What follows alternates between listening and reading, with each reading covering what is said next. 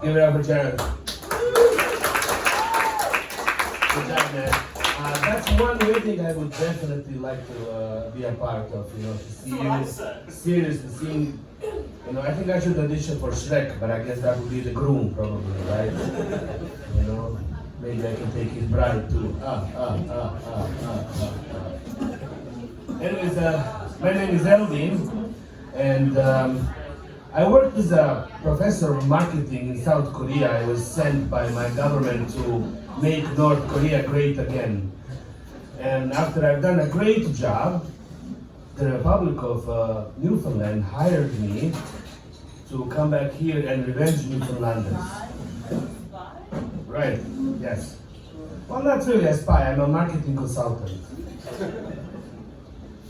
So I was told that there's so many jokes about Newfoundlanders, right? They call them Newfie jokes.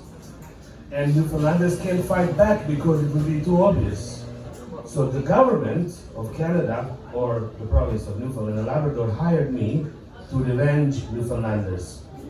And after studying the Newfie jokes for a very, very long time, I came up with an original joke that revenges all Newfoundlanders.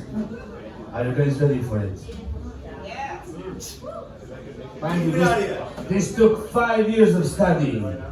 I drank a lot, I ate a lot of fish. It was, you know, it was hard. The government told me, look, we're no longer fishermen, there's no more fish. We're even finding, you know, hard to find the fish to kiss, you know, just for the screeching ceremony. There's no fish, man. You gotta switch things around. I said, don't worry, I got the solution. So here we go.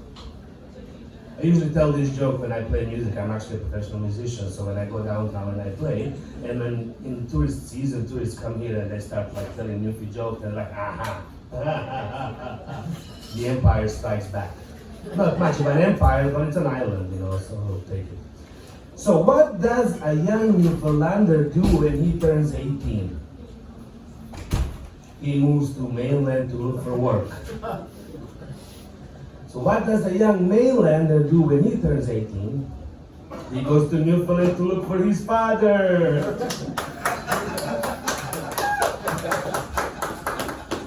True story. Yes, of course, of course. Anybody from mainland here?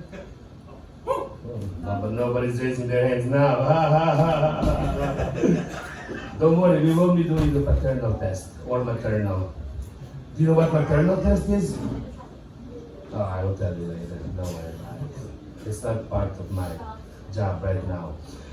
So yes, I came up with that joke. So what do you think? Is it a good joke? Good joke. Thank you so much. It took me 5 years. I got like $200,000 from Newfoundland government for this joke. You're scaring a lot of fathers, but good joke. But I'm not scaring the mothers because they're the ones doing the work. That's true. You know, our 10 minutes, you know, whatever. Or 7 in my case. I also have a joke about my own village. I grew up in a small village, and all the children looked like the mailman, except for his. Right. So I do have one more joke. It's also an original joke that puts Newfoundlanders down. Because, you know, I had to balance things out, because I was also hired by the, you know, province of Ontario, because when they heard this joke, it's like, my God, let me hear this $200,000 joke. So like they paid me $300,000 to come up with a joke that put Newfoundlanders down. Are you guys ready? What's the scariest thing happening to us these days? It's the AI, right? Old MacDonald had a farm, AI, with a robot here and a robot there, no. And we're all afraid of AI. So in the future, what's going to happen? There will be no job. There's no jobs now anymore. Immigrants took them all anyways, right? I mean, that's the reality. And if Newfoundlanders insert their own joke. So in the future, our only job will be to kind of take care of AI. And this joke is going to illustrate that. So Newfoundland had a mission to send a man to the moon, because there's already one Newfoundlander there. and he needed a friend, a buddy. So the government of Newfoundland has come up with $1 million to send a buddy to another guy in Newfoundland to the moon so they can drink together. So the mission was for 2 dogs and 1 Newfoundlander. No, that would be 3 dogs. No. Newfoundlander was a man, and 2 dogs was the dogs. Right?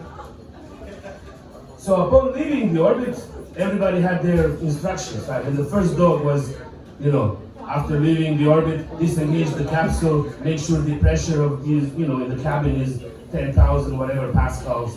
The second dog, make sure the thrusters are like put in the position F1. Make sure the air is, good for breathing. And then the Newfoundlander opened his instruction and said, just feed the dogs. There you go, ladies and gentlemen. Things will get better. Once the Newfoundlander reaches the moon and tell us what's happening over there. So we'll have to change that song, the man on the moon is Newfie, into like 2 drunk men on the moon. Thank you very much. My name is Elvin. I will see you next time in the Dynasty.